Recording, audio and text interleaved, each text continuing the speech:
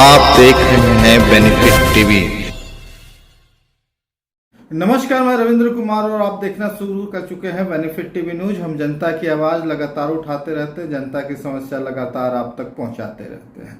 देश में कई संस्था हैं जो निजीकरण की ओर बढ़ रही है। क्या कुछ इसमें आरक्षण का प्रावधान अभी सरकार ने कुछ नहीं किया है। जब सरकारी नौकरी में आरक्षण था तो ST, SC, OBC और माइनॉरिटी के लोग उसमें जाते थे। जैसे ही सरकारी संस्था निजीकरण की ओर बढ़ रही है तो इसमें नौकरियां अवसर कम हो रही है। हमारे साथ हैं इंजीनियर हरिकेश्वर राम जी, एक सामाजिक कार्यकर्ता भी हैं और समाज में क्या कुछ घटित हो रहा है, सरकार से उनकी मांग भी रहती है। कई तरह के संविधान के बारे में भी कई तरह की इन्होंने आंदोलन किया है। आइए उनसे जानते हैं कि देश में जो निजीकरण हो रहा है उसके प्रति उनका क्या सोच है और क्या अपना विचार रखना चाहते हो। तो सर, निजीकरण के बारे में आपका क्या विचार है, जो देश में लगातार सरकारी संस्था का कुछ पार्ट निजीकरण हो रहा है या पूरा हो रहा है, इसमें क्या रखते हैं और आरक्षण को किस रूप में देखते हैं सर? देखिए, दरअसल निजीकरण जरूरी भी था, लेकिन उतना जरूरी नहीं था जितना कई लोगों ने कर दिया जी। क्योंकि निजीकरण का देन जो है वो शुरुआत होता है नई आर्थिक नीति से जी। तो आपको बता दें कि नई आर्थिक नीति की शुरुआत मनमोहन सिंह की सरकार ने शुरू किया था जी। तो नई आर्थिक नीति का सबसे ज्यादा गलत बात, उसमें खमियाजा जो भुगतने की बात है, उसमें अमीर और अमीर होते जाएंगे और गरीब होते जाएंगे। नतीजा क्या होगा कि आर्थिक विषमता जो है चौड़ी होती जाएगी, बढ़ते जाएगा। और आर्थिक विषमता बढ़ने का मतलब है कि देश में आपातकाल का स्थिति होना, और जो आर्थिक विषमता के शिकार लोग होंगे वे संविधान को तोड़ डालेंगे, संविधान को बर्बाद कर डालेंगे। ये ऐसी आशंका डॉक्टर भीमराव अम्बेडकर ने किया था जब संविधान उन्होंने पुटअप किया था। लेकिन उसको अनदेखी करके जो चालबाज लोग थे, नई आर्थिक लगा जो है आर्थिक विषमता को और चौड़ा करने का काम किया। अब मानने की स्थिति उत्पन्न ये हो गई कि आर्थिक विषमता इतना अधिक हो गया और निजीकरण इतना अधिक बढ़ गया कि सरकारी क्षेत्र में नौकरियां कम हो गई जी। तो नौकरियां जब कम हो गई तो स्वाभाविक है कि सभी लोगों की नौकरियां घटी, जनरल के भी घटी और बैकवर्ड का भी वो घटी, शेड्यूल कास्ट का भी घटी। लेकिन प्राइवेटाइजेशन में जो प्राइवेट ज्यादा हुआ, नौकरी का अवसर प्राइवेट में ज्यादा जो मिलना शुरू हुआ तो उसमें सामान्य वर्ग को तो अपना मिल गया जी। क्योंकि सामान्य वर्ग के लोग ही बिजनेस में हैं, उन्हीं का निजीकरण अपना है, वे तो अपने ले लिए। लेकिन शेड्यूल कास्ट और शेड्यूल ट्राइब्स को नहीं मिला। लेकिन अब सवाल ये होता है कि निजीकरण में आपका आरक्षण कैसे होगा जी। तो हम लोगों का डिमांड ये है कि चूंकि कोई भी कंपनी चलती है जी, वो सरकारी एड पर चलता है जी। सरकार का उसमें पैसा लगता है, सरकार का उसमें भूमि लगता है, सरकार का उसमें मालिक की स्वीकृति मिलती है जी। तो जो चीज सरकारी मालिक जहाँ पर है जी। तो वहां पर आरक्षण का प्रावधान जरूर होना चाहिए, अन्यथा उसको आप ऐड देना बंद कर दीजिए। तो ये मानने की जरूरी है कि रिजर्वेशन वहां भी होना चाहिए और इसकी लड़ाई भी चल रही है। लेकिन लोग कहते हैं कि प्राइवेट हम क्यों नहीं दोगे भाई, जब सरकार के एड पर, सरकार मतलब क्या हुआ, लोगों की सरकार, जब लोगों की सरकार है तो लोगों का हितों का वहां रक्षा होगा। तो लोगों में schedule caste, schedule tribe backward भी है, इसलिए उनको भी हितों की रक्षा होनी चाहिए। कंपनी में सर एक प्रावधान है कि 4 ग्रेड में जो है वहाँ के कंपनी के जो जहाँ पर हो रहा कंपनी है वहाँ के आसपास के लोगों को कुछ % नौकरी देने की प्रावधान है। दूसरी बात है वेलफेयर में भी कुछ % काम करना पड़ता है कंपनी को, ऐसा गवर्नमेंट का प्रावधान है। तो गवर्नमेंट ये प्रावधान क्यों नहीं करती कि जो आप कंपनी है उसमें SC, ST, OBC को आप कुछ पद दें, ऐसा क्यों नहीं कर रही? इससे सरकार की मंशा क्या है? नहीं, ऐसे तो वाले की व्यवस्था है, आपने ठीक कहा कि जैसे जो प्राइवेट या सरकारी कंपनी में भी जो सरकारी का मालिक को भी क्षेत्र में काम होता है, तो जैसे हम ही लोगों का कहीं कोई काम चल रहा है, कोई डैम बन रहा है, एजुकेशन में कोई डैम बन रहा है या मालिक कोई बड़ा स्ट्रक्चर बन रहा है जी जी, तो उसके चलते अगर जमीन जो है ना वहाँ के लोकल लोगों का जमीन उसमें चला गया जी, तो उनको रोजी रोटी छीना गया जी। तो इसीलिए वहाँ पर उनकी व्यवस्था है कि लोकल को कुछ % ताकि जिसका जमीन उसमें गया है, जो मालिक उसके चलते बेरोजगार हुआ है तो उन लोगों को रोजगार मिल जाए, तो उसकी वहाँ व्यवस्था है। जमीन का भी व्यवस्था है, जमीन के बदले कुछ जमीन देने का, बचने का, और उसका पैसा का भी प्रावधान है। लेकिन क्योंकि वहां पर जो सरकारी तंत्र से जो भी होता है तो उसमें तो रिजर्वेशन का प्रावधान है, लेकिन प्राइवेट में जो रिजर्वेशन का प्रावधान नहीं है उसे नहीं हो पाता। तो प्राइवेट में अगर रिजर्वेशन का प्रावधान हो तो SC ST OBC को क्या लाभ मिल सकता है और कैसे वो आगे बढ़ सकते हैं? उसको नौकरी मिलेगा, नौकरी रोजगार मिलेगा जी। जो रोजगार बेरोजगार मान लीजिए घूमल चल रहा है तो उसको रोजगार मिल जाएगा, बस इतना ही होगा। वहां रिप्रेजेंटेशन नहीं होगा, वहां रिप्रेजेंटेशन नहीं होगा। रिप्रेजेंटेशन कहाँ पर होगा? रिप्रेजेंटेशन होगा हमारे आपका सरकारी में, क्योंकि सरकार काम करती है, सरकार में पावर है, सरकार का एक अथॉरिटी है। लेकिन वहां आप सिर्फ काम करेंगे, जितना ड्यूटी किया ड्यूटी करेगा, पैसा लीजिएगा, घर जाइएगा। लेकिन सरकार में आपका एक अथॉरिटी भी है, एक जवाबदेही भी है, और देश के प्रति, समाज के प्रति और लोगों के प्रति आपकी जवाबदेही फिक्स होती है। तो वो मान लीजिए वो अलग, दोनों में अलग अंतर बहुत है।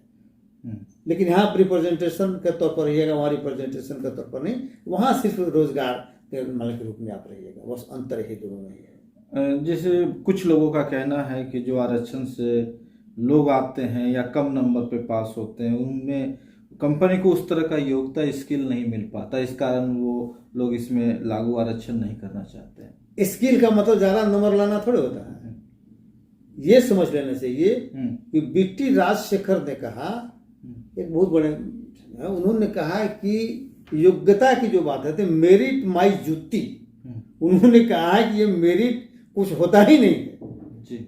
मेरिट कुछ किस चिड़िया का नाम है, मेरिट कहीं कुछ नहीं होता है। अवसर जिसको मिलेगा, समानता का अधिकार जिसको मिलेगा, उसमें मेरिट आ जाएगा। तो इसलिए मेरिट के नाम पर अगर किसी को छांटने की बात आ रही है तो ये सबसे बड़ा दुर्भाग्य है, क्योंकि मेरिट कहीं कुछ होता नहीं है। मेरिट होता है, बनता है, तैयार होता है इकोनॉमिक रिसोर्सेज के आधार पर, मेरिट तैयार होता है कल्चरल रिसोर्सेज के आधार पर, मेरिट तैयार होता है हार्ड लेबर के आधार पर। तो चूंकि मेरिट हार्ड लेबर ही एक व्यक्ति के पास बचता है कि उसे, लेकिन दो चीज तो उस पर निर्भर करता नहीं है। दो चीज तो ये निर्भर करता है कि उसका कहाँ जन्म हुआ, उसके माँ बाप का इकोनॉमिकल स्थिति क्या है, उनके माँ बाप का कल्चरल मालिक की स्थिति क्या है। तो इसलिए ले देकर ये कहिए कि मेरिट व्यक्ति का कोई मतलब नहीं है। मेरिट जैसा जिसको माहौल मिलेगा, जैसा जिसको संगत मिलेगा, जैसा इसको मान ले कि सुविधा मान ले कि मिलेगा, मेरिट को बढ़ाने का अवसर मिलेगा, उस हिसाब से बढ़ेगा। इसलिए मेरिट की बात ही करना जो करते हैं वो बदमाश लोग हैं। मेरिट की बात ही करना बेकार है। जिसको अवसर मिलेगा वो अपना मेरिट को फैलाएगा। आपके पास क्या प्री प्लान है, क्या कुछ आप सोचे हैं कि आरक्षित वर्ग कैसे निजी कंपनियों में जा पाए, कैसे निजी कंपनियों में अपना मतलब योगदान पाएं और नौकरी पाएं? इसके लिए क्या कुछ करना चाहिए उन लोगों को? नहीं, अब तो स्थिति मान लीजिए है कि अब अपना निजी खोलिए। अब तो क्योंकि नौकरी बहुत सीमित है जी, लिमिटेड है, सबका वहाँ होगा नहीं। और नौकरी से सिर्फ आप नौकरी करिएगा, बहुत को भलाई नहीं हो पाएगा जी। तो आप कर सकते हैं कि जो बिजनेस के लाइन में अगर उद्योग धंधा की तरफ आप बढ़िए जी। Schedule caste, schedule tribe, backward के लोगों को तो मुहैया हुआ है कि आप सेल्फ अपना अलग से कोई अपना बिजनेस शुरू करिए, उद्योग मान लेके लगाइए, उससे बहुत लोगों को इंगेज भी करिए। तो उस तरफ लोगों को बढ़ना होगा, क्योंकि नौकरी में तो 1% लोगों के पास न नौकरी है जी। नौकरी जिसे बताते हैं कि सिस्टम ये है कि जितना पॉपुलेशन है उस पॉपुलेशन का मात्र 1% ही नौकरी है सरकारी। तो जैसे मान लीजिए पूरे देश में आप देखिएगा कि 100 अभी 34-35 करोड़ 140 करोड़ के आसपास मान लीजिए अभी स्थिति हुआ होगा, जहाँ हो नहीं रहा है, लेकिन 140 करोड़ के आसपास हो गया अनुमानित। तो 1 करोड़ 40 लाख 1 करोड़ 40 लाख लोगों का रोजगार केंद्रीय स्तर पर। बिहार में अभी 13-14 करोड़ मान लीजिए आबादी मालिक हो गया, तो ये मतलब यहाँ पर मालिक होगा 14 लाख। तो 14 लाख यहाँ पर आप नौकरी का प्रावधान, इससे ज्यादा आप नहीं कर सकते हैं। तो 99% लोग क्या करेंगे? नौकरी तो 1% का होगा ना जी जी, जितना सीट है जी, उसमें भी अगर सीट भर नहीं रहा है तो और 99% क्या करेगा? तो इसीलिए उसके लिए जरूरी है कि अलग अलग व्यवस्था मान लीजिए किया जाए और कोई बिजनेस में मान लिया जाए, जिससे अपर कास्ट लोग बिजनेस में है ना जी, बहुत लोग बिजनेस में, तो बिजनेस में आप जाइए, बिजनेस में जाइएगा तो बहुत लोगों को रोजगार आप दीजिएगा। लेकिन देखिए यहाँ के युवाओं को, खासकर आरक्षित वर्ग के युवाओं को एक नौकरी का बन गया है कि भाई हमको नौकरी चाहिए, और हम नौकरी के लिए प्रयास करें। तो किस तरह नौकरी से हम लोग युवाओं को रोजगार की तरफ मोड़े। सरकार भी लोन का प्रावधान की है कि लोन दिया जाएगा, उस पर भी माफ रहता, सब्सिडी रहता है, फिर भी आरक्षित वर्ग के लोग उसको लेने में सक्षम नहीं है, या जागरूकता कहिए, जागरूकता की कमी कहिए, जिसके कारण नहीं ले पाते हैं। देखिए, दरअसल सिस्टम जो चलता है ना, देखा देखी होता है जी। तो अभी तक आपके पास था क्या? शेड्यूल कास्ट के लास्ट शेड्यूल कास्ट के पास, शेड्यूल ट्राइब्स के पास, एमबीसी के पास अपना कुछ था ही नहीं जी। तो अगर उसको नौकरी नहीं मिलेगा तो क्या करेगा? आप देख लीजिए, जिसको सरकारी नौकरी नहीं है वो घर में मजदूरी करता है, क्योंकि उसके पास कोई पूंजी नहीं है। पूंजी नहीं है, जमीन नहीं है, जायदाद नहीं है, तो उसमें दिक्कत है। इसीलिए आसान सबसे लगता है कि अगर सरकारी नौकरी मिल गया तो कम से कम जीवन खप जाएगा और उसमें कहीं किसी पर आश्रित नहीं होना पड़ेगा, और एक बहुत अच्छा से नहीं लेकिन एक रूटीन वर्क में उसका जीवन पूरा हो जाएगा।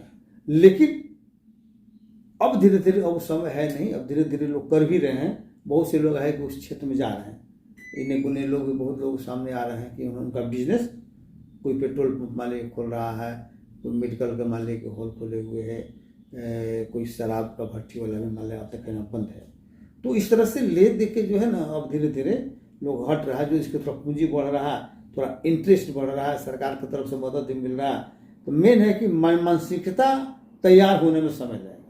जिस दिन मानसिक रूप से तैयार हो जाएगा तो ये कोई समस्या नहीं है। मेन प्रोजेक्ट तैयार करना, मानसिक रूप से तैयार होना, ये बहुत जरूरी है। सर, देखा जाता है तो ये लोग रिस्क लेने में थोड़ा सा, बिजनेस में रिस्क होता है आमतौर पे कि चलेगा नहीं चलेगा, तो ये सब रिस्क के चलते ही लोग चाहते हैं कि सेफ जोन में जाएं। सेफ जोन होता है नौकरी। एक बार आपकी नौकरी लग गई, आप सेफ जोन में चले गए, आपकी जिंदगी पूरी कट गई।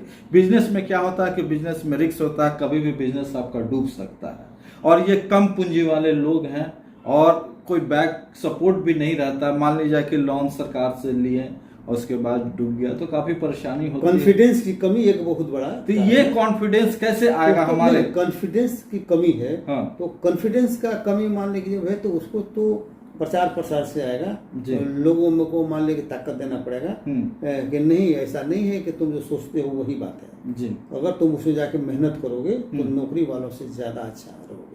हमने देखा है 2-4 लोगों को मैंने देखा है कि जिसको नौकरी नहीं लगी और वो बिजनेस शुरू किया, आज बहुतों से अच्छा है जी। जो गस्टेड अफसर हैं तो वो गाड़ी पर नहीं घूमते हैं, जो वो आदमी बिजनेस में घूम रहा है। तो कहने का मतलब ये हुआ कि हिम्मत अगर किया तो हो गया। तो मेन हिम्मत जुटाने की जरूरत है, गार्जियन का सपोर्ट भी जरूरत है और समाज का भी सपोर्ट जरूरी है। तो हमको लगता है ये सब सारा चीज होगा तो बहुत निकट समय से ये सब धीरे धीरे शुरू हो जाएगा और बिजनेस के क्षेत्र में बहुत लोग जाएगा। और हमको लगता है कि बिजनेस के क्षेत्र में जाना बहुत जरूरी है। डाइवर्सिटी बहुत जरूरी है, एक जगह रहने से काम चलने वाला नहीं। सर, हम आपसे बात करना चाहेगा जो हमारी सामाजिक स्थिति है, घरेलू स्थिति है। जैसे बच्चा पढ़ता है तो उसके गार्जियन जो है आरक्षित वर्ग के, वो कहते हैं कि बेटा बढ़िया से पढ़ो, नहीं पढ़ोगे तो नौकरी नहीं लगेगी। ये गार्जियन को मानसिकता जो है वो कैसे खत्म होगा? नहीं, क्योंकि गार्जियन भी इनसिक्योर रहता है ना जी। इनसिक्योर रहता है, इनसिक्योरिटी की भावना उन लोगों में है कि अगर नहीं नौकरी लगा तो फिर वही मजदूरी करना पड़ेगा जी।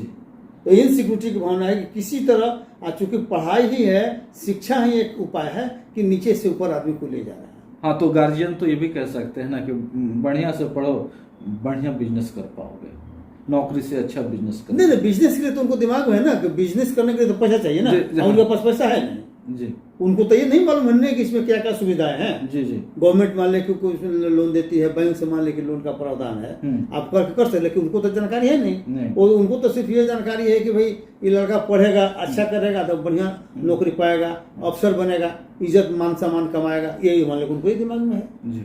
सर, एक बार बहुत अहम सवाल ये है कि आप लोग जैसे निजी में आरक्षण मांग रहे हैं, ठीक है, और बहुत सारा जो मेडिकल और इंजीनियरिंग का जो सीट है, चाहे वो ऊपर अपर क्लास का, उसमें बहुत सारे सीट खाली रह जाते हैं आरक्षित वर्ग के। देखिए रविंद्र जी, बहुत अंतर है, बहुत अंतर है गया जी।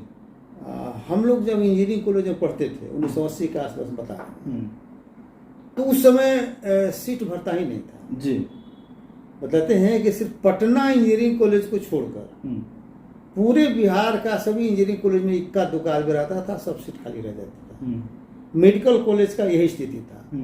तो इसके पीछे बेईमानी भी थी। बेईमानी लोग करता था कि इस तरह से सेटिंग करता था कि एग्जामिनेशन इस तरह से लेता था कि भाई सब शेड्यूल कास्ट को एक जगह जान उसे कम नंबर देके उसको क्वालिफाई ही नहीं होने देता था। तो आज वो स्थिति नहीं है। आज तो स्थिति है कि बीएससी इंजीनियरिंग करके बीटेक करके भी बेरोजगार लोग घूम रहा है। जी। ऐसा नहीं है पढ़ लिख गया, डिग्री ले लिया, फिर भी उसको नौकरी नहीं लग रही। पहले था कि पढ़ लिख गया, पास किया, नौकरी हो गया। जी। तो चूंकि लोग पढ़ लिख रहा है और आगे बढ़ रहा है ना, तो इसलिए आज अभी देखिए ना, अभी जो लड़कियों को इंजीनियरिंग में 35% हर एक जगह रिजर्वेशन नीतीश कुमार ने कर दिया। नतीजा क्या हुआ कि पुरुष बहुत लोग यहाँ बेरोजगार रह गया। इवन लड़कियां भी मान लें कि सभी लड़कियों को नौकरी नहीं होता है। तो पहले लड़की तो पढ़ती ही नहीं थी। तो इसलिए वो सब में सुधार हुआ है। इसमें कहते नहीं है, अब वैसा स्थिति नहीं है कि अब आपका कहीं कोई कैंडिडेट नहीं मिलता है, उसके कारण खाली रह जाता है, ऐसा स्थिति अब नहीं है। आखिरी सवाल सर, आरक्षित वर्ग में जहां पुरुष आगे बढ़ने की सोच रहे हैं और महिलाओं की जो स्थिति है घर में, बेटियों की स्थिति है उससे भी बदतर है, क्योंकि आज भी इस समाज में महिलाओं को आगे बढ़ने से रोका जाता है, उसे घर का ही काम में लगाए, इस ये गार्जियन की सोच रहती है। नहीं, इसलिए ना कि वो तो सामाजिक व्यवस्था है ना। जी।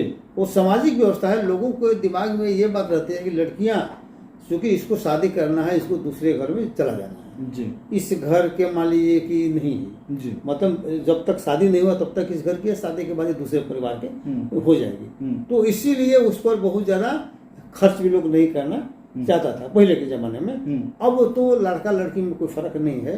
अब तो लड़की को भी वैसे ही पढ़ाया जा रहा है, लड़का को भी वैसे ही पढ़ाया जा रहा है, लड़का लड़की में कोई भेद। लेकिन ये अपर सोसाइटी में मान लीजिए, नीचे को सोसाइटी में अभी भी मान लीजिए कि वो भावना है, उसको दूर करने की जरूरत है। लेकिन जो पढ़ लिख रहा है ना, उसमें अंतर नहीं है। जैसे मम्मी को देखिए ना, हमारा एक बेटा और एक बेटी है, तो दोनों स्तर ऊपर है। लड़की मान लीजिए कि एमडी मान लीजिए कर लिया, उसके बाद एसएसबी कर रही है, ये डीएनबी में सुपर स्पेशलिस्ट कर रही है। बेटा भी आईआईटी दिल्ली से मान लीजिए किया, बिहार प्रशासनिक सेवा में। तो हम तो कोई अंतर नहीं किया। तो पढ़े लिखे लोग जो है अब कोई अंतर लड़का लड़की में नहीं कर रहे हैं। लेकिन नीचे नीचे स्तर पर अभी भी है, उसको दूर करने की जरूरत है। सर, आज की बैठक जो हम लोग की है, जो इंटरव्यू हुआ है, इसमें जो कुछ भी निकल के आया सामने, वो जनता को एक मरतबा बताइए कि आखिर जनता को क्या संदेश देना चाहते हैं इस बैठक के बारे में। जनता में आम लोगों का संदेश यही है कि सिर्फ नौकरी के फेर में रहने की जरूरत नहीं है और डाइवर्सिटी करने की जरूरत है। डाइवर्सिटी करने का मतलब ये हुआ कि विभिन्न क्षेत्रों में आप जाइए, डीलरशिप मान लीजिए, पेट्रोल पंप का मान लीजिए कि एजेंसी है, और मान लीजिए कि ठिक्का पट्टा मान लीजिए कि है, उसमें आप जाइए और मेहनत करिए और उसमें पढ़ाइए और लोगों को रोजगार भी आप दीजिए। दूसरा, जो बेटियां हैं उस पर भी उतना ही खर्च करिए, उस पर भी उतना ही ध्यान दीजिए जितना बेटा पर आप ध्यान देते हैं, ताकि वो भी पढ़े लिखे आगे बढ़े। जब लड़कियां आगे बढ़ेंगी, 50% आबादी जब आगे बढ़ी, तब देश सशक्त होगा, भारत सशक्त होगा। अगर कमजोर रहेगा 50% तो देश को सशक्त होने के बारे में सोचना ही मान लें कि बेकार है, फालतू चीज है। तो इसलिए आज का संदेश यही है कि लड़कियों पर ध्यान दिया जाए और डाइवर्सिटी किया जाए, पढ़ाई लिखाई एजुकेशन पर ध्यान दिया जाए। एजुकेशन का मतलब ये नहीं होता है कि अच्छी नौकरी। एजुकेशन अगर मतलब होता है कि अगर बुद्धि आपको हो जाएगा तो किसी भी क्षेत्र में अगर आप जाएंगे तो वहाँ अच्छा करेंगे। जब ज्ञान आपके प्राप्त हो जाएगा तो कहीं भी आप चले जाइए, उसमें कोई अंतर नहीं पड़ता है कि आप नौकरी करिएगा या प्राइवेट में जाइएगा या कोई काम करिएगा। कोई भी काम करिएगा अच्छा से करिएगा। पढ़ा लिखा आदमी में अनपढ़ आदमी में यही अंतर है कि एक अनपढ़ आदमी को लगा दीजिए किसी काम में, एक पढ़ा लिखा को लगा दीजिए, तो स्वाभाविक है कि पढ़ा लिखा आदमी जो शिक्षित आदमी है उसको बढ़िया ढंग से उसी काम को करेगा, बनिस्पत मान लीजिए अनपढ़ आदमी के। तो इसलिए ज्ञान अर्जित करिए, नौकरी के लिए सिर्फ नहीं, ज्ञान अर्जित करिए, ज्ञान प्राप्त करने के लिए, ताकि उसका इस्तेमाल जहाँ भी आप रहें वहाँ बढ़िया ढंग से आप कर सकें। तो जैसा कि आपने सुना, ये सर बताएं कि आप सिर्फ नौकरी पर आश्रित नहीं रहिए, अपना रोजगार भी देखिए और रोजगार को प्रोत्साहित कीजिए। लोग जहाँ तक हो सके घर में बच्चियों को भी पढ़ाएं, आगे बढ़ाएं, ताकि बेटा बेटी में कोई फर्क न करे। और तमाम ये वीडियो कैसा लगा, आप अगर YouTube पे देख रहे हैं जरूर कमेंट करके बताएं। अगर Facebook पे आप देख रहे हैं तो पेज को फॉलो करें। मैं रविंद्र कुमार और साथ में हरकेश्वर जी दोनों। राम, आप देख रहे हैं बेनिफिट टीवी।